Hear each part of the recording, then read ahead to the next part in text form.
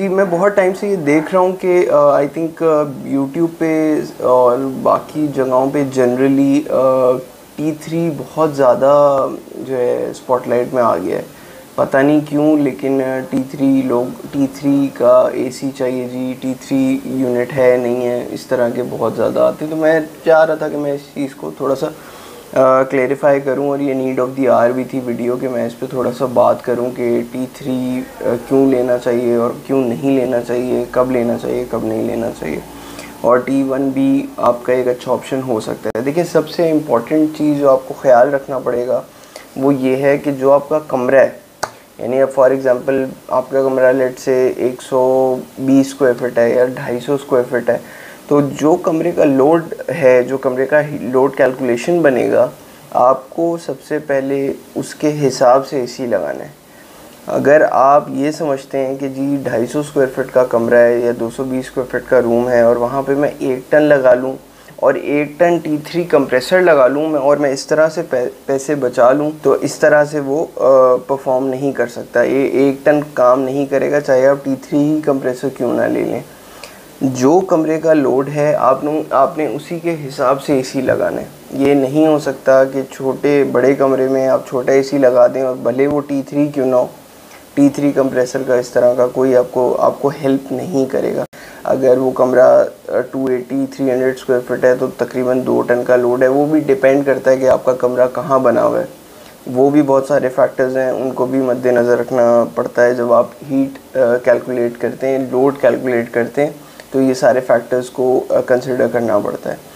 ये जो एक डिबेट है कि जी T3 कंप्रेसर बेहतर परफॉर्म करता है, T3 कंप्रेसर अगर आपका यूनिट T3 रेटेड है और वो उसमें कंप्रेसर है T3 का, वो वहाँ पे बेनिफिट है जो गर्म इलाके, वहाँ पे T3 का रिज़ल्ट आपको बेहतर मिलेगा। बहुत सारे एक्सटर्नल फैक्टर्स हैं, ये भी देखा जाता है कि कमरे में कितने लोग हैं, कमरे में क्या क्या हीट है। कंप्यूटर की अपनी हीट होती है, तो कमर्शियल जो जगहें हैं वहाँ का एक डिफरेंट लोड कैलकुलेशन देखा जाता है।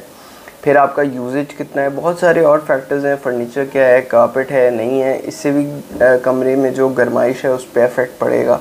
लोग कमरे में रूम कितने हैं, तो ये सब बहुत सारे। अब ज़रूरी है कि 120 स्क्वायर फीट का अगर आपका कमरा है, ज़रूरी नहीं है कि वहाँ पे 1 टन ही लगे। वहाँ पे आपको हो सकता है 1.5 टन लगाना पड़े, क्योंकि वो कमरा ही आपका छत का कमरा है, ऊपर का कमरा है। वो कमरा अगर गर्म है तो वहाँ पे 1 टन तो आप नहीं लगा सकते, तो वहाँ पे आपको थोड़ा सा बड़ा यूनिट आपको लगाना पड़ेगा। तो ये इससे बहुत बेहतर है कि लोग ये भी करते हैं, मैंने ये भी अक्सर नोट किया है कि बड़ा अगर आपका कमरा गर्म है, ऊपर का कमरा है, तो लोग क्या करते हैं, लगाते 1 टन ही है लेकिन वो T3 पे चले जाते हैं, तो वो भी प्रॉब्लम करेगा। उसका बेहतर ऑप्शन और बेहतर ऑल्टरनेट ये है कि जो अगर आपका कमरा ज़्यादा गर्म है, वहाँ पे आपको यूनिट आपको बड़ा लगाना पड़ेगा। वहाँ पे अगर 1 टन का कमरा है तो वहाँ पे आपको 1.5 टन पे जाना पड़ेगा, और 1.5 टन का कमरा है तो 2 टन पे जाना पड़ेगा। और स्पेशली इन्वर्टर एसी अगर आप ले रहे हैं, अगर आप इन्वर्टर ले रहे हैं फिर तो आपको डेफिनेटली जो है वो अपग्रेड करना पड़ेगा और बड़े यूनिट को लगाना पड़ेगा, तब जाके रूम टेम्परेचर जो है वो अचीव करेगा इन्वर्टर। वरना इन्वर्टर का बेनिफिट आपको उस तरह से नहीं मिलेगा जिस तरह एक इन्वर्टर एसी आपको 60-70% की जो सेविंग कंपनीज क्लेम करती हैं वो तभी करती हैं। दूसरा, टेम्परेचर का भी एक बहुत बड़ा इफेक्ट आता है कि आप उसको इन्वर्टर एसी को किस टेम्परेचर पे रन करते हैं। आप उसको 20 पे चलाएंगे, 21 पे चलाएंगे तो इन्वर्टर का कोई फ़ायदा नहीं है। इन्वर्टर का बेनिफिट 25-26 डिग्रीज पे ही आएगा। इन शॉर्ट, जैसे मैंने कहा कि T1 और T3 इतना ज़्यादा मैटर नहीं करता, आप T1 कंप्रेसर भी ले सकते हैं। T3 का कोई बहुत ज़्यादा सिग्निफिकेंट डिफरेंस आपको फील नहीं होगा अनटिल अनलेस आप बहुत गर्म एरियाज़ में रहते हैं, जहाँ पे कंप्रेसर जो है ना वो फिर प्रॉब्लम करता है ज़्यादा गर्म वाले इलाकों में। वहाँ के लिए T3 बेहतर है।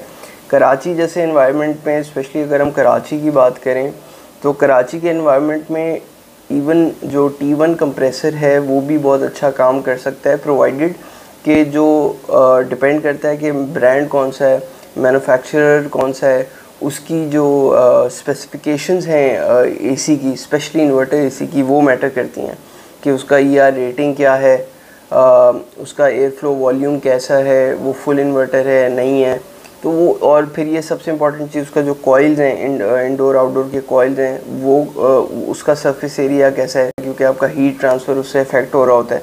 वो यहाँ कॉइल्स जितने बेहतर होंगे आपका हीट ट्रांसफ़र उतना ही बेहतर होगा, और हीट ट्रांसफ़र बेहतर होगा तो आपकी कूलिंग में, परफॉर्मेंस में, उसकी एफिशिएंसी में भी फ़र्क होगा। जो एसी की ओवरऑल स्पेसिफिकेशंस हैं उसको देखें, उसको समझें, उसको स्टडी करें एसी परचेज़ करने से पहले।